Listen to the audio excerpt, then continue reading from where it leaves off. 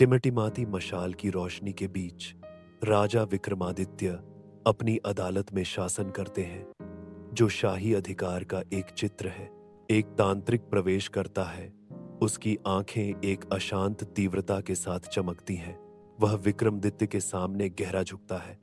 उसकी आवाज एक धीमी कर्कश फुसफुसाहट है, क्योंकि वह अपना अनुरोध करता है।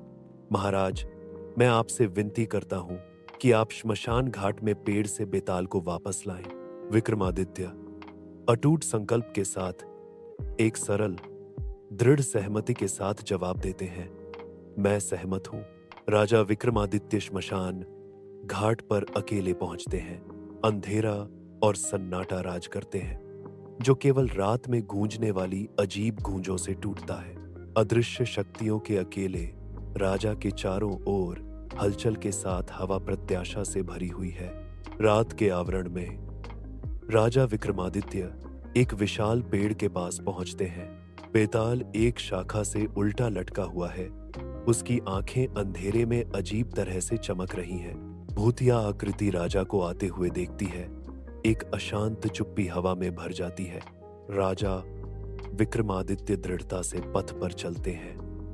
बेताल उनके कंधे पर सुरक्षित बैठा है।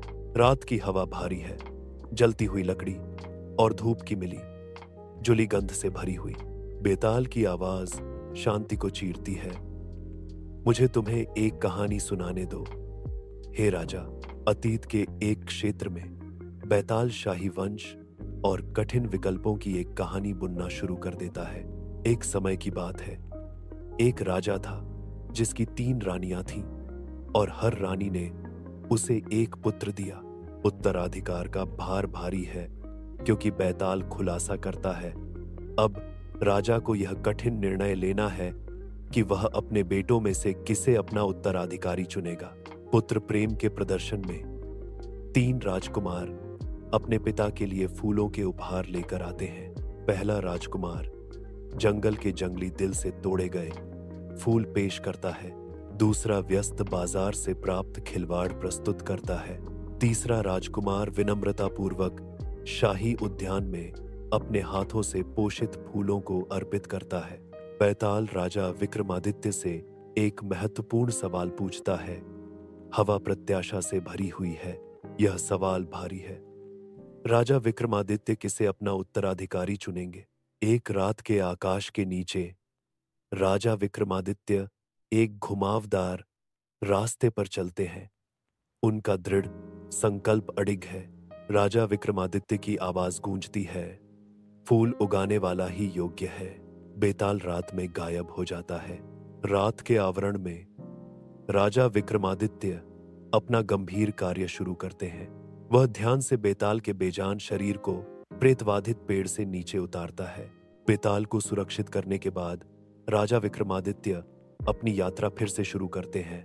वह मौन बोझ उठाता है, अंधेरे में आगे बढ़ता है। प्राचीन परिवेश में बेताल की आवाज हवा में गूंजती है, क्योंकि वह एक और कहानी शुरू करता है। राजा विक्रमादित्य ध्यान से सुनते हैं। उनके चेहरे पर एक विचारशील भाव है। राजा विक्रमादित्य फिर से सही उत्तर देते हैं। रात के आवरण में बेताल एक नई मनोरंजक कहानी सुनाना शुरू करता है। राजा ध्यान से सुनता है। उसका भाव केंद्रित है, क्योंकि वह बेताल की कहानी का हर विवरण आत्मसात करता है। रात की शांति में राजा सही उत्तर देता है। उसकी आवाज श्मशान घाटों में गूंजती है। श्मशान घाट धुएं और राख की भारी गंध से भरा है। अंधेरे में जलते अंगारे चमक रहे हैं। बेताल प्रकट होता है, जो स्पष्ट रूप से राजा विक्रमादित्य की बुद्धिमत्ता से संतुष्ट है। बेताल राजा विक्रमादित्य की ईमानदारी को स्वीकार करता है। रात एक श्मशान घाट को ढक लेती है, जहां हवा जली हुई लकड़ी और रहस्यमय धूप की सुगंध से भरी होती है। बेताल एक भूतिया प्राणी छाया से उभरता है। उसका अलौकिक रूप मंद प्रकाश में धुंधला चमकता है। वह राजा विक्रमादित्य की ओर हाथ बढ़ाता है। एक जादुई तलवार और एक चमकदार रत्न की पेशकश करता है। टिमटिमाती लपटें उनके चेहरों पर नाचते हुए साए डालती हैं। जिससे इस पल की गंभीरता उजागर होती है। जलती हुई लकड़ी और धूप की गंध से रात की हवा गाढ़ी हो जाती है। श्मशान घाट में लंबी छायाएं फैलती हैं। बेताल की आवाज शांति को चीरती है। राजा विक्रमादित्य, मुझे आपको जादूगर के दुष्ट इरादों से सावधान करना होगा। उसके शब्द भयावह रूप से गूंजते हैं, झिलमिलाती चिताओं के बीच खतरे का वादा करते हैं। राजा विक्रमादित्य उज्जैन में अपनी शानदार वापसी करते हैं। शहर अपने राजा का खुले हाथों से स्वागत करता है।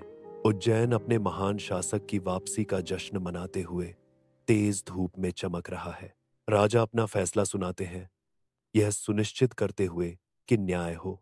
तांत्रिक को उसकी दुष्टता के लिए दंडित किया जाता है। राजा अपनी प्रजा के साथ खुशी से हमेशा के लिए रहता है।